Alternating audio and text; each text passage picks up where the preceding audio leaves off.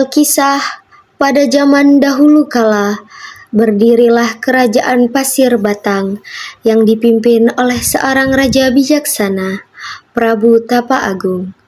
Akan tetapi, sang Prabu saat ini sudah lanjut usia dan saatnya untuk menyerahkan tahta kerajaan kepada seorang anaknya.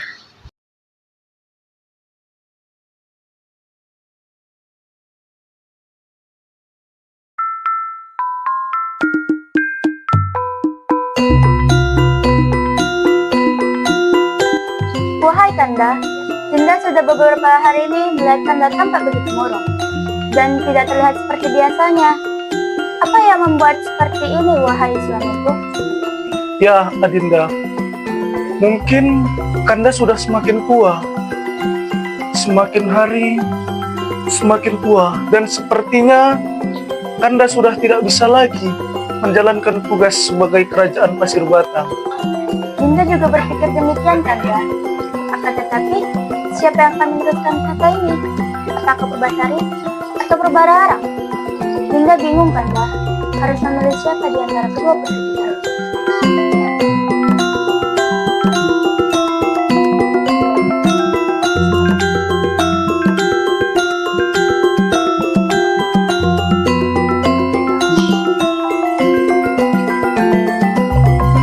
Baik, ada yang bisa kami bantu, Raja? Dayang, panggilkan putri-putriku untuk segera menemuiku di sini.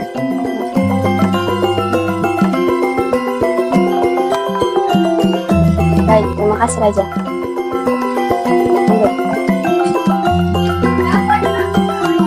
Wahai Putri Purbasari, Anda diminta Raja untuk menemuinya sekarang.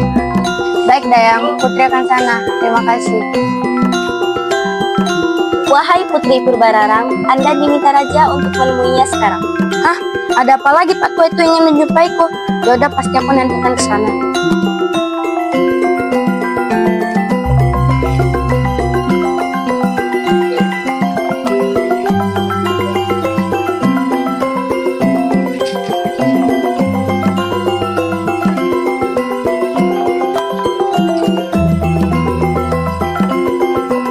Wahai putri-putriku, ayahmu ini sudah tua. Ayah ingin tahta kerajaan dapat dipegang oleh orang yang dapat bertanggung jawab.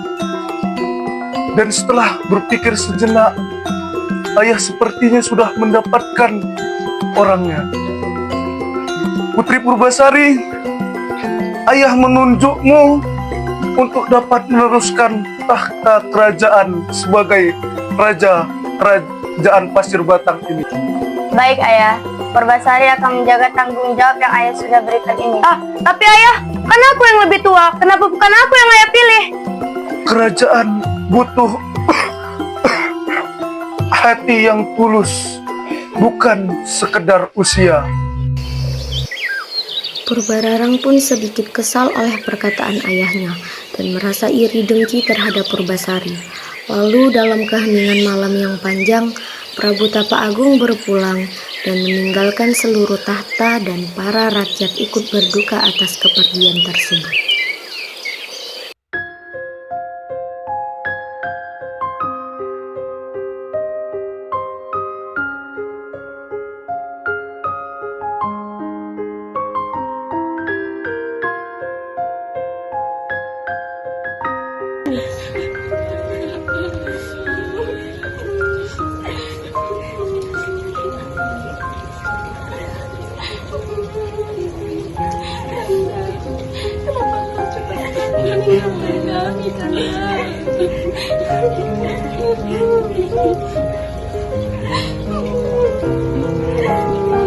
Di suatu hari setelah berpulangnya Prabu Tapa Agung, Purbararang dan tunangannya yaitu Raden Indrajaya bertemu dan merencanakan sebuah sesuatu untuk merebut tahta kerajaan dari Purbasari.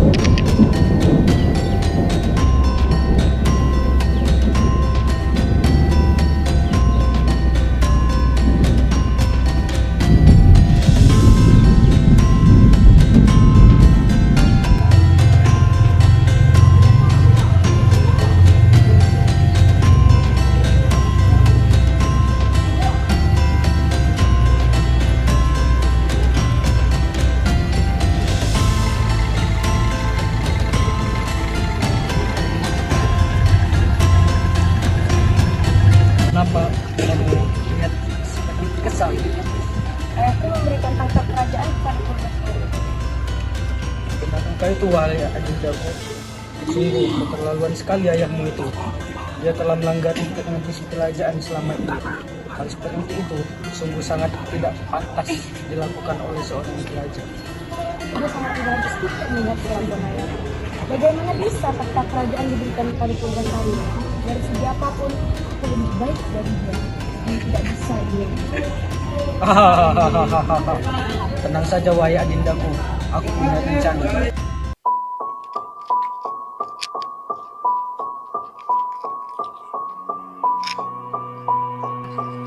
Bisakah kamu membuatkan ramuan untuk adikku?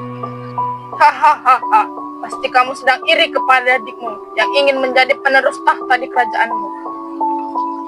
Mengapa kau bisa mengetahuinya, wahai Nirande? Lihatlah, kami telah membawa sekotak penuh koin emas untukmu dengan syarat kau akan membuat dia terusir dari kerajaan itu.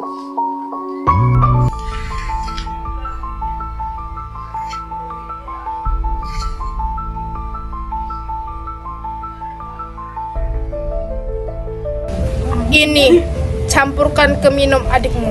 Dia akan terkena penyakit yang sangat aneh.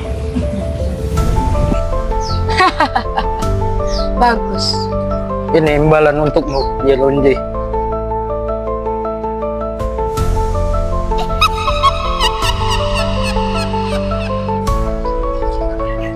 Wahai adikku, kau terlihat lelah. Ini aku bawakan minuman kesukaanmu. Minumlah. Terima kasih kakakku. Aku sangat senang kau telah membuatkan minuman ini untukku. Engkau memang selalu perhatian padaku.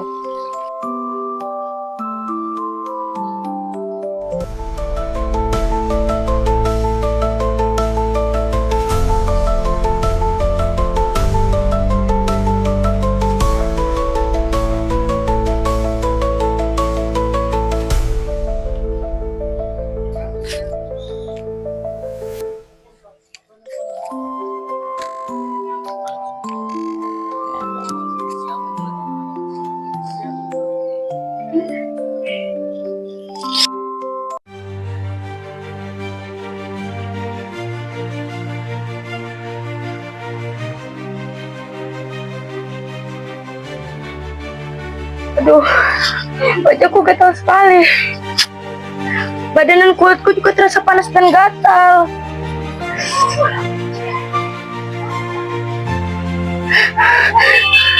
Ada apa dengan tubuhku ini?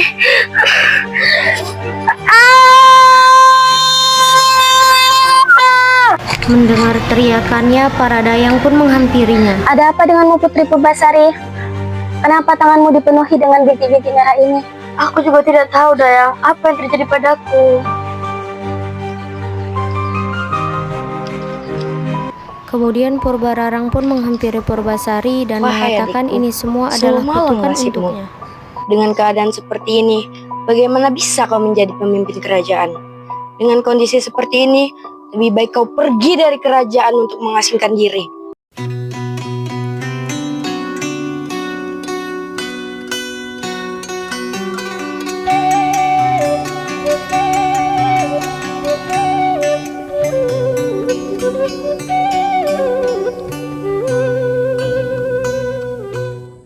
Yuk, apa-apa? Rungan-rungan kan Purbasari kena kutukan ya? Kromonya sih ngono sih, yuk. Ih, gila nih, yuk.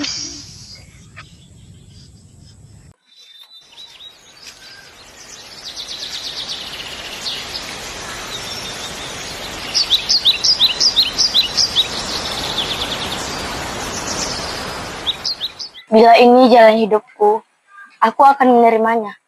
Meski jauh dari istana, aku tidak akan menyerah. Semoga alam selalu berkenan menjagaku.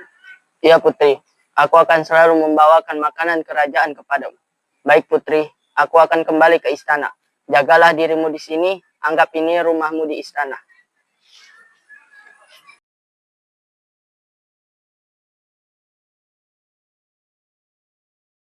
Tempat ini kotor sekali ya, sebaiknya aku bersihkan terlebih dahulu.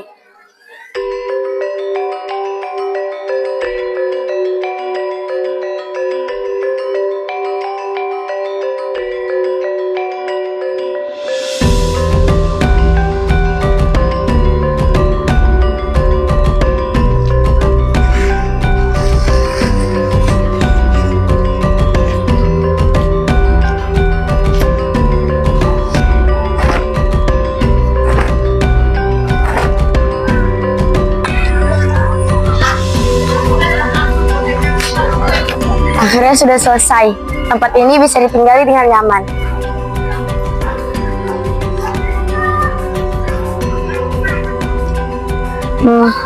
Perutku lapar sekali. Tapi aku tidak memiliki makanan. Sebaiknya aku pergi ke hutan dulu.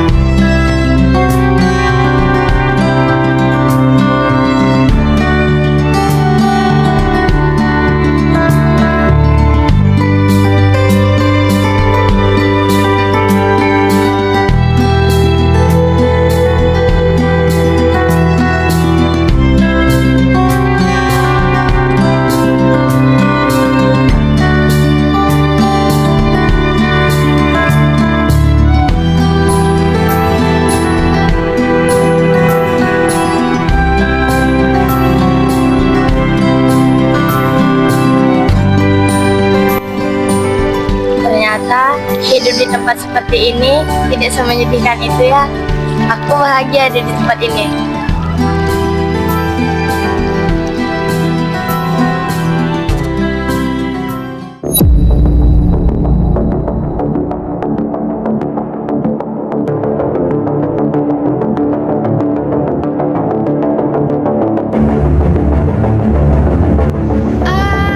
Jangan sakiti aku, Tum. Aku mohon.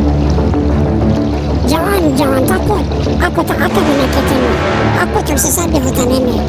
Aku hanya ingin bermain dan berteman denganmu.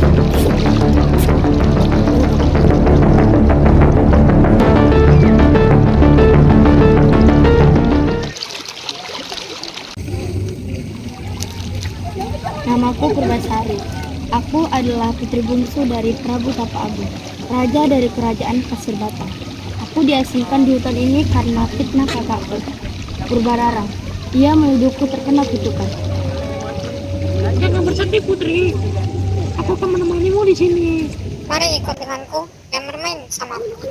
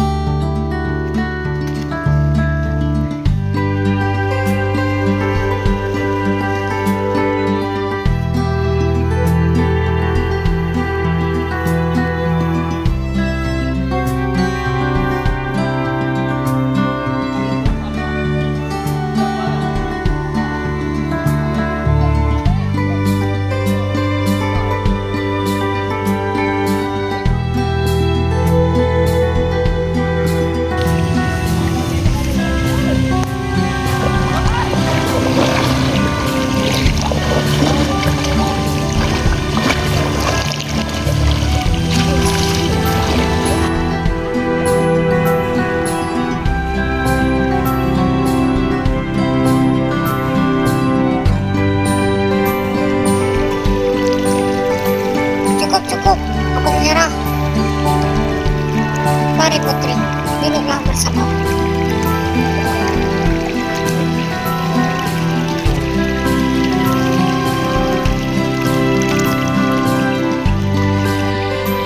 Putri, kau lihat matahari itu? Dia bersinar sangat indah seperti wajah, dan alam ini sudah terlihat sangat tenang. Tapi sayangnya, aku tidak punya tempat untuk beristirahat.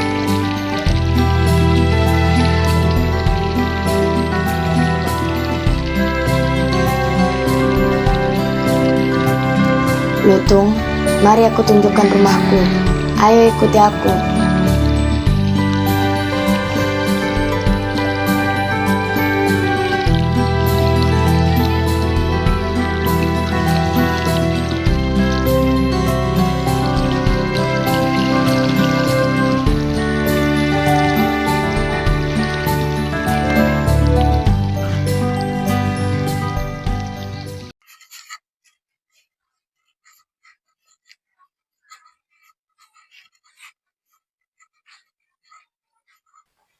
Hai Lutung, inilah tempat tinggalku.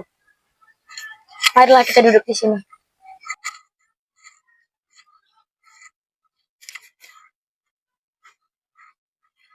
Kulihat-lihat, kau sudah lama berada di hutan ini. Apakah kau Lutung yang tersesat? Ya, aku memang lutung yang tersesat. Baiklah, akan kunamakan kau Lutung Kasarung, Lutung yang tersesat.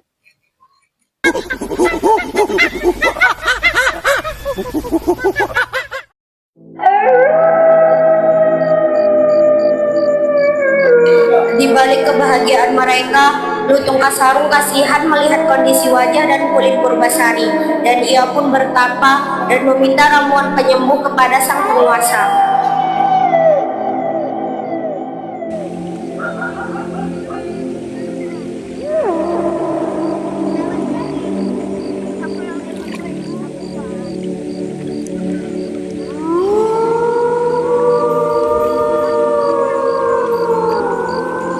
Ramuan ini akan kuberikan kepada Putri Purbasari.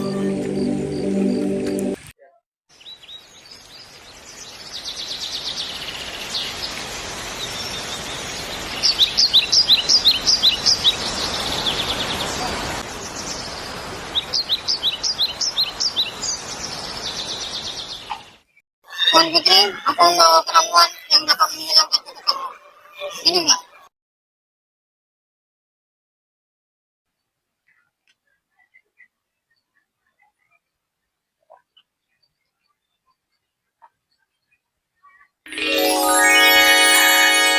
Tubuhku udah seperti semula.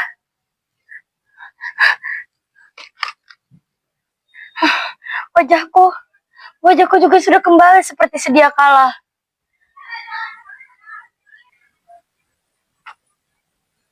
Terima kasih, wahai Lutung. Kau memang sahabat terbaikku. Sama-sama Putri.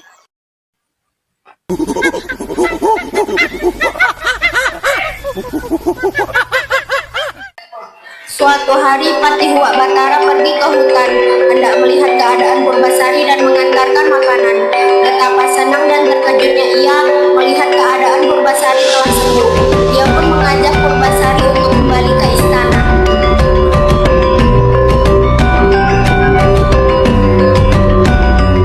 Tuan Putri, ini makanan untukmu.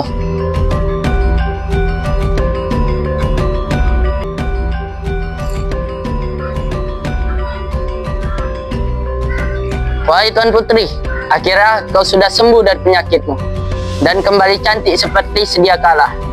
Sekarang, marilah kita kembali ke istana, wahai Tuan Putri. Rakyat sudah merindukan atas kehadiranmu. Tidak, Patih. Aku sudah nyaman berada di sini. Tempat ini sudah aku anggap sebagai istana bagiku. Ayolah Tuan Putri, marilah kita kembali ke istana. Rakyat sudah menunggumu. Kerajaan hancur semenjak dikuasai oleh Purbararang. Baiklah, Patih. Aku akan kembali ke istana.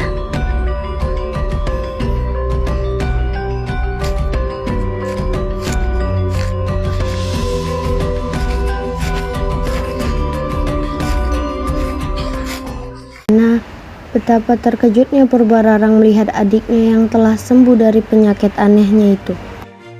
Kau mungkin sudah sembuh adikku, akan tetapi tidak semudah itu untuk kau masuk kembali ke istanaku. Aku mempunyai 2 tantangan untuk menguji siapa yang lebih baik di antara kita. Setelah ku ingat-ingat, Ratu belum ada minum teh hari ini.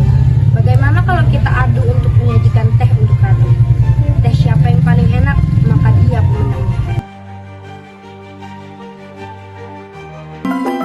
Purbasari yang sudah mengetahui bagaimana selera ratu langsung menerima tantangan dengan bersemangat.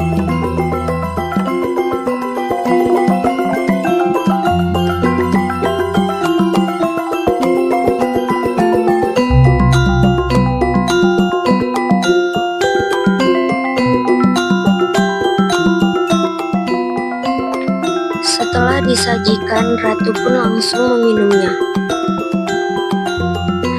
Ketika itu, teh yang pertama kali diminum ialah milik Purbararang, dan raut muka ratu tampak biasa-biasa saja.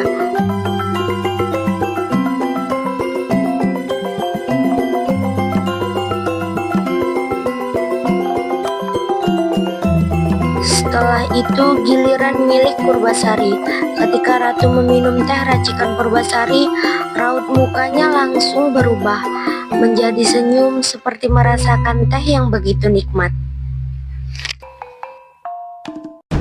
Purbararang pun tampak was-was setelah mengetahui raut muka ratu.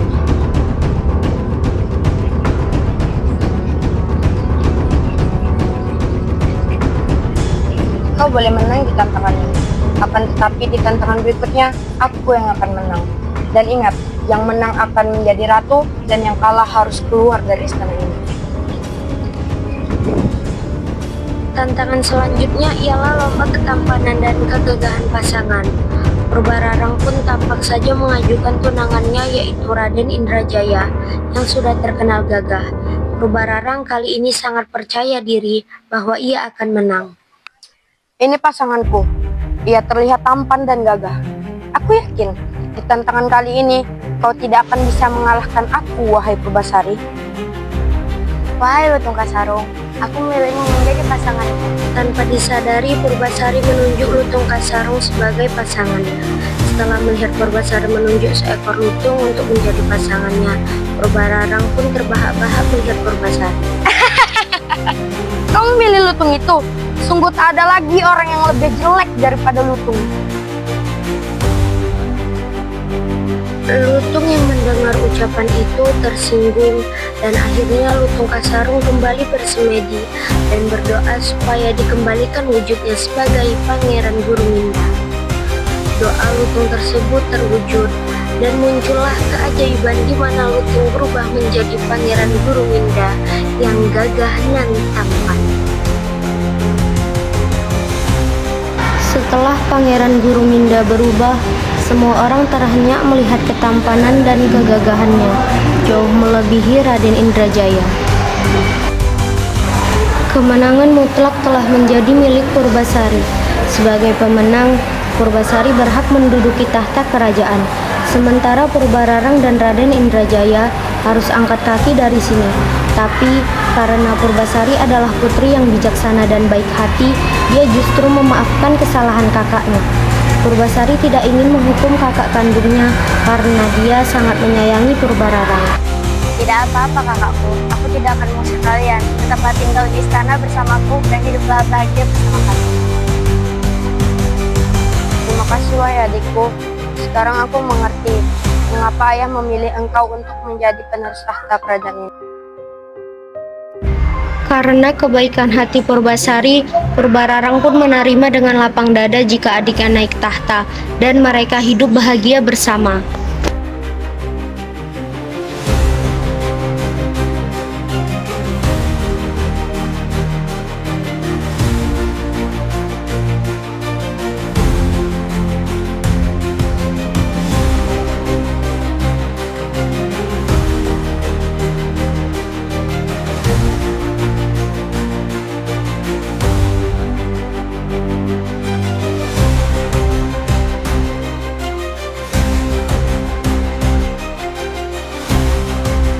Wahai Adinda, terima kasih sudah menjadi permaisuri.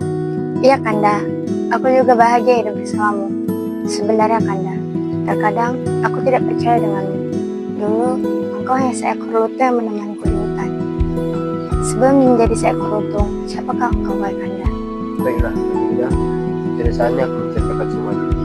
Dahulu kala aku adalah seorang pangeran Guruminda, Ratunan Ambu dari Kahyangan. Ibuku ingin aku menikah dengan bidadari Kahyangan, namun aku menolak. Kau harus menikahi bidadari Kahyangan itu, wahai anakku. Tidak ibu, aku hanya ingin menikahi wanita yang kecantikannya setara dengan ibu. Baiklah kalau begitu maumu. Pergi ke bumi dengan wujud buruk rupa. Jika ada seseorang yang berhati tulus dan mau menerimaku apa adanya. Jadi, itu aku. Ya Adinda, melihatmu dan memandangmu saja aku sudah teringat dengan ibu. Wajahmu sangat cantik wahai Adinda. Wahai permaisuriku, maka engkau kembali ke istana. Baiklah Kanda.